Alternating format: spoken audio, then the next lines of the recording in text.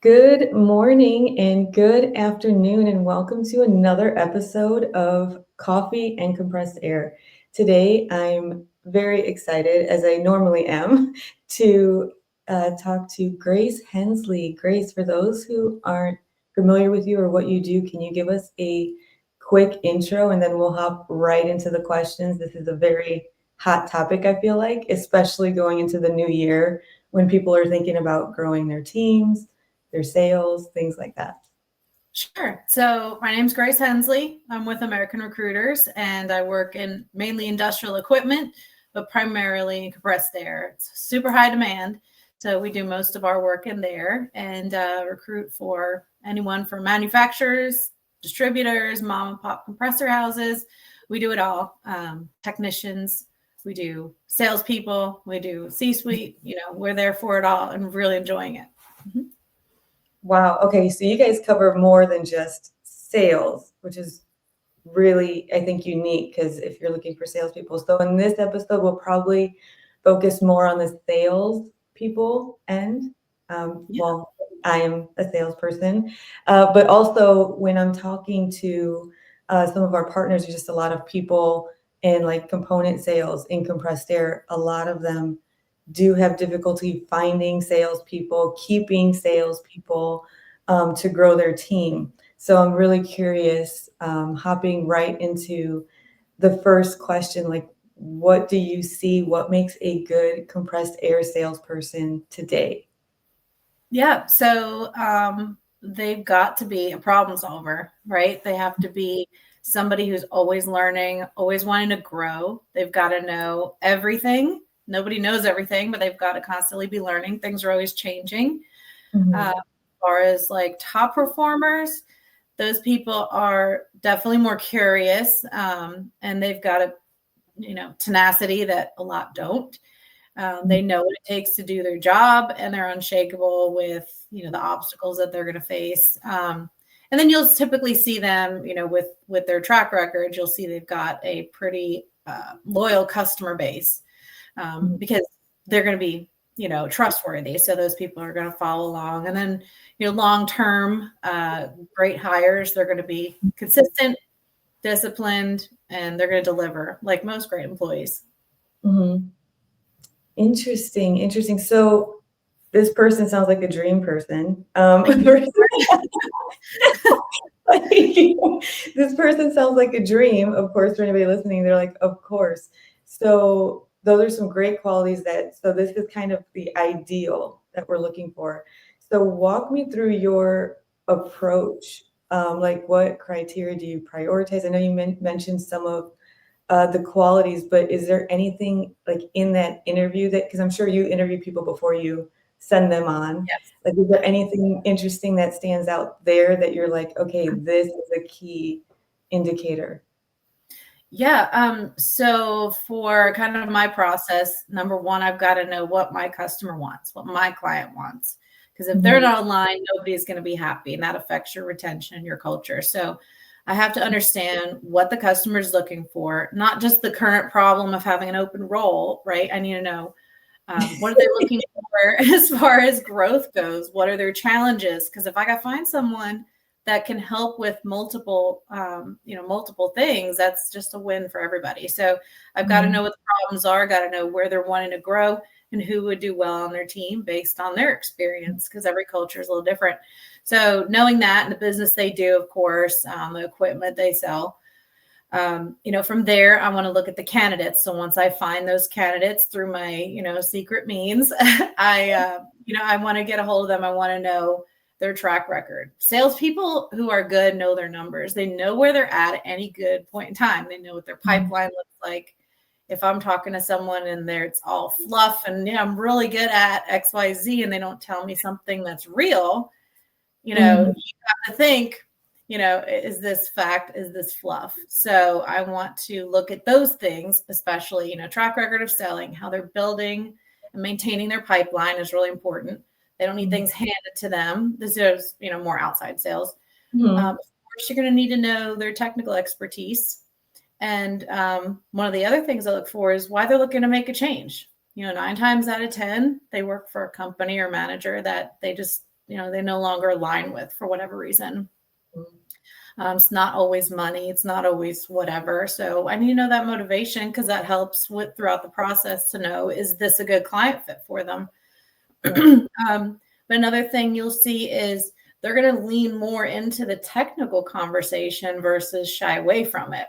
Like that, talking about facts and their wins, not just I closed a deal, but maybe some creative ways that they got that deal, maybe how they won it over their competition. I love hearing that stuff, because it shows not only can they win, not only are they proud of what they're doing, they're coming from a place of passion, not necessarily being, boastful or cocky. Right. But through those stories that they can tell me, it lets me know who they are behind the resume, right? It's going to let me know that they were tenacious, that they can problem solve, that they can deal with angry customers, that they don't overpromise and underdeliver. So those things are, important to me when I'm talking with them. Mm-hmm. Interesting. And I'm sure you hear some insane sales stories. Those got to be a lot of fun to listen to. I mean, being in sales myself, of course, you just immediately think of all the different, scenarios you've been put in Yeah. with customers. So that's got to be probably really fun to hear. So you touched a little bit, of course, the company is just as important as the candidate that you're trying to fill. So what are companies looking for right now? Like, is there anything specific, right, traits, or do they just come to you and say, I need a person? Well, to I definitely don't want to just find warm bodies. I Mhm. want it to be, that's not what I do. I want somebody who's going to go in and make a difference, because that person wants to make a difference. And then I want to make sure the client, of course, is getting what they want and more out of it. That's how I get my wins. I don't just put warm bodies in roles. That's just bad business. So the other side of this is, with candidates, they don't want a warm body, right? They want somebody who can educate their clients, not be, one and done salespeople, because today's world is all relationship building. That's what we have as humans, right? They're going to buy because they trust, not necessarily because of price. So somebody who can educate their clients, somebody who can walk in that facility, know what's going on, be confident to talk to the customer, not take no for an answer and never show back up, be persistent. But they do prioritize product knowledge when they're working with me. So if someone is struggling to fill a role, they'll call and they'll say, I need somebody who knows XYZ. And of course, we want to know the personality side too. But they do prioritize the product knowledge, because, logically that ramp up time is going to be a lot shorter. And then, so sometimes, and it depends on the company too, manufacturers are going to be different than mom and pop compressor houses. So manufacturers, they've got all that training at their fingertips. They don't have to, go find it. So they sometimes are more flexible on the spec versus someone else who needs a billable tech, or someone who can go out and sell right away. So it differentiates according to the customer too. But when you can open up that spec a little bit, maybe you're in a geographical location where there's just not a lot of compressor people out there. You might catch one relocating in, or be able to steal from your one competitor. But sometimes opening that spec a little bit can really help. Taking people from, pumps or vacuums or industrial HVAC, like those companies can have really nice transferable skills, but do take training on your part. But you can train somebody on air studies. You can train somebody on sizing compressors. You've got to have that character behind all that. Can't train somebody integrity and tenacity. So. Okay. That was going to be my next question. You answered it perfectly. Like the people that can transfer in. So they're pretty much in adjacent kind of roles, but not specifically compressed air. So that's really good. Do you, and this is now just me, do you find that more companies are open? And this I'm really curious, because I know there's some people who are a little more old school in compressed air who want salespeople in the office. Do you find that more people are being open to remote salespeople, or? I think a lot of top performers in outside sales prefer hybrid or remote, because they're fully focused on what they need to do. There's none of that fluff that we'd like to see them around the office, right? But reality is who performs the best. I think that's what companies need to look at. But, post-COVID, we saw a lot of candidates leaving companies because they were hired during COVID. They were selling remotely. And then they're saying, okay, now we're all coming in the office. You have to move now. So that's something to consider too, is, when you're looking at hiring people, what's your candidate pool look like? Does it make sense to have to come in the office, or do you want your pool to be a regional area to where you can find better, more qualified people and maybe not necessarily see them every day at the water fountain? So you've got to weigh those things of what makes sense for your business, not necessarily what you've done. Yeah. Okay. I really like that. And that actually leads us right into retention, because I'm sure that's a big part of what you do too. You can't just put somebody in and say, good luck, and then they leave. Then, No. That's something that's really scary sometimes, when you're taking a chance on somebody as a candidate, or if you've never tried working with a recruiter before. And that's why I have guarantees. But retention's a two-way street, right? Your candidate, you could talk to them, you can screen them, you can interview them 12 times, check the references. You're not going to know until they get there. Are they who they say they are? And most of the time they are. But it's a two-way street. They've got to bring the drive. They've got to be accountable. But a bad hire can make really bad problems, whether it's somebody you've got in place. I've seen this happen where you've got someone that just does not like new people and they kind of chase everybody off that comes in the door. I'm sure you've never heard of that before, right? Where you're like, you've got your really good guy and then you get new people and they just don't seem to stay. Sometimes they get chased off. You've got somebody negative in that culture. You can't seem to hold on to anybody. Maybe that person you think is the one that's training, or maybe you've, that task to, hey, take this guy under your wing. Maybe that's your problem there. But careful hiring is really key. Bringing in the right people, maintaining the right people.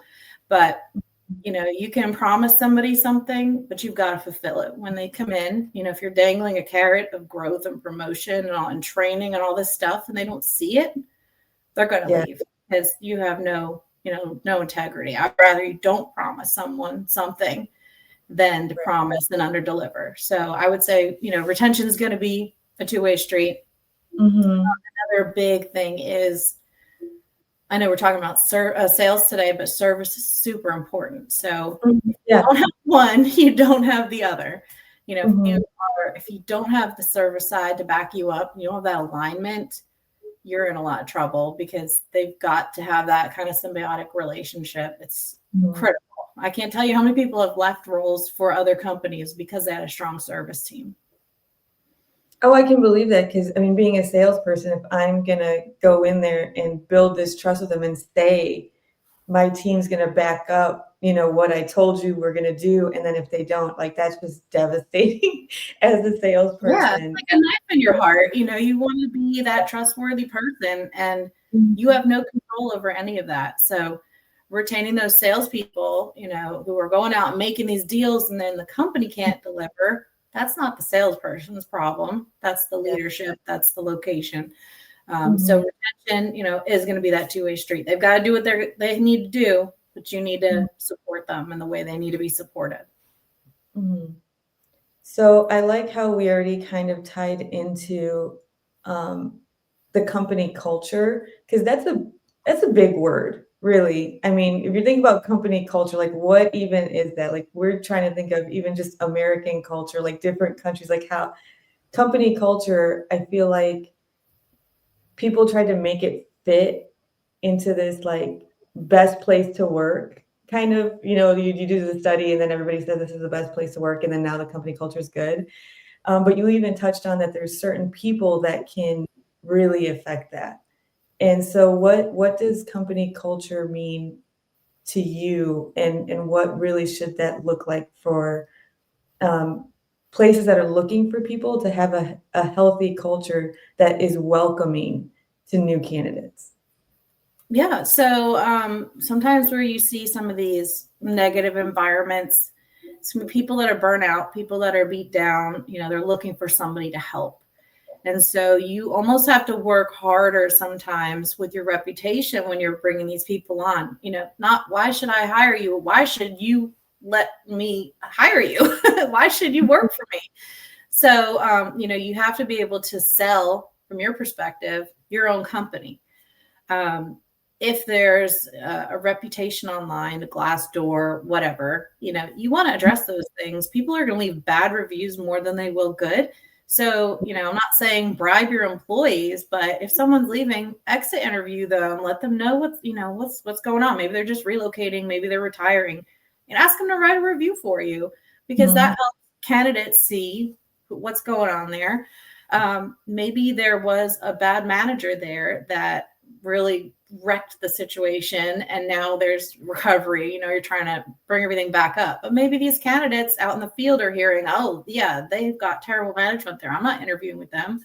Sometimes you've got to explain those things and say, yeah, that person's no longer here, now we've got a great person, this is their their experience and their expertise that they bring, and we're making changes, and we want you to be part of that. So sometimes being open, if you do have a negative or bad culture that you're trying to repair from, being open and addressing those things can help. But as far as like healthy culture, they're going to have strong communication. Everybody's going to be aligned, and they're going to constantly be investing in their people. And that doesn't mean pizza parties. That doesn't mean, that kind of stuff. You've got to be competitive. I feel like you're speaking to every salesperson's soul right now. Donuts from your market manager that comes every quarter doesn't cut it. They want to know, you got to know everybody's name. You recognize people. Some people don't care about plaques. Salespeople care about money. Give them a spiff, right? So there's those things, but unhealthy cultures for me are a lot easier to look at and to recognize. You're going to see a lot of friction. You're going to see instability, unclear direction. And you're going to see more like reactive management and leadership, that they don't kind of see how those things affect salespeople. And that is one big player in why they leave, or they start to look, because they're not, they're commission based. Hey, if this keeps going the way it's going, I don't know if I can chance that. If I can wait it out, I need to look for something else. So culture does play a pretty massive effect on retaining new salespeople till they can hit their stride. But that positive culture, that's the best marketing you can get, is having your people love where they work and share that.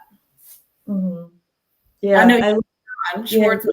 I know at least one person who loves marketing his company. Yeah, shout out to him for sure. But I love that you mentioned that companies should address this, in management, because I feel like so many people are like, oh, this can never get out. It's something we want swept under the rug. And I feel like that just kind of keeps it in-house and just manifests it even more almost. So I love that you said, address it, say, hey, we see a problem here. We're working to fix it. And because it does happen, and sometimes it's not even the company that's doing it. It's like you said, it's certain individuals that come in that were given trust, that kind of do their own thing, and then then it's not matching, and then that's where a lot of the chaos is created too. So back to that fire, right? When you put that person in place that you trust, if you're not confident in them and you just let them take the reins, I mean, that's on you. But it's hard to see, but it happens all the time. Yeah. So this episode is flying by, but I want to make sure that we touch on, we're already at 19 minutes. I don't know how that happened. Rapid fire. Yeah, we just started. But I've heard this myself, and I know other people have heard that nobody wants to work right now. I don't know if it's just the generation, or people are now lazier than they were before. Do you actually see a talent shortage? Is this real, just from your end, since you're in it a lot more than us, where we're kind of nobody wants to work anymore? Yeah. So look at where you're looking for people. If you're looking for people who are always looking, They're not going to be happy. They're not wanting to work. They're looking for the next best thing. Okay. The people that are the high performers are highly performing in the role that they're in right now. So finding a recruiter, someone that can headhunt these people down, they may be happy. They may not know they're unhappy or may not know opportunities are out there. But, when you can find talent that's actively doing what you want them to do for you, that's that unicorn that I can bring back to you. If you're finding people who are job hopping or, bad reputation, always show open to work, or you find them, floating around on Indeed, applying to every job you ever post, like, look at where you're looking for people.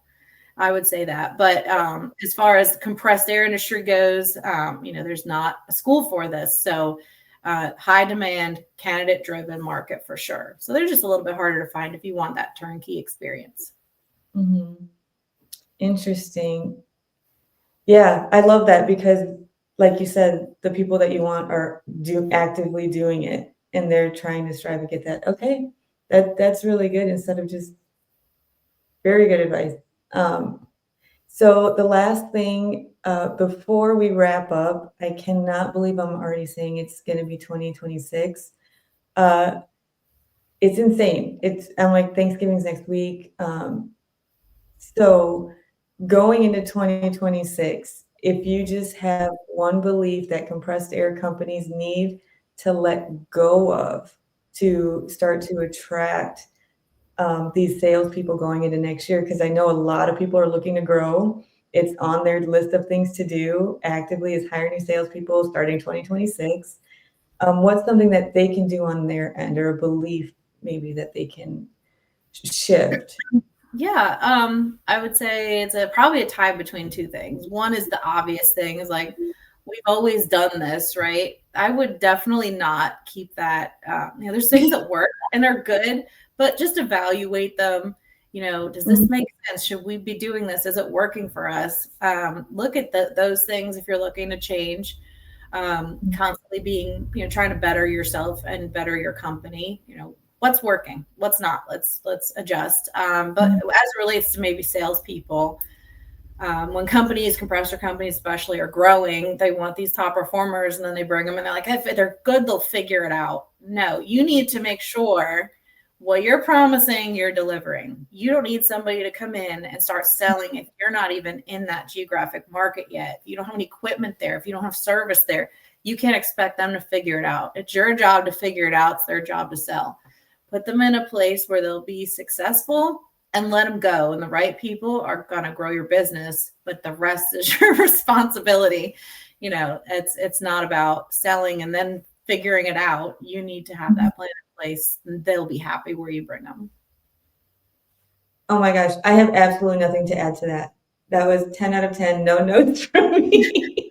So, thank you so much. I just want to end on that because we're at the 20-minute mark, but I think that was incredible that you've given so many people a lot of things to look into, to reflect on both ends, on the company side and on the salesperson side. Thank you so much for being here. If anybody has any questions or would like to have a conversation with Grace, she's tagged here, so you can DM her on LinkedIn. In the comments, Grace, you can answer any questions or share any additional information there if people have anything for her. Thank you so much again, Grace. And This was a pleasure. All right. Thanks, everyone. See you later.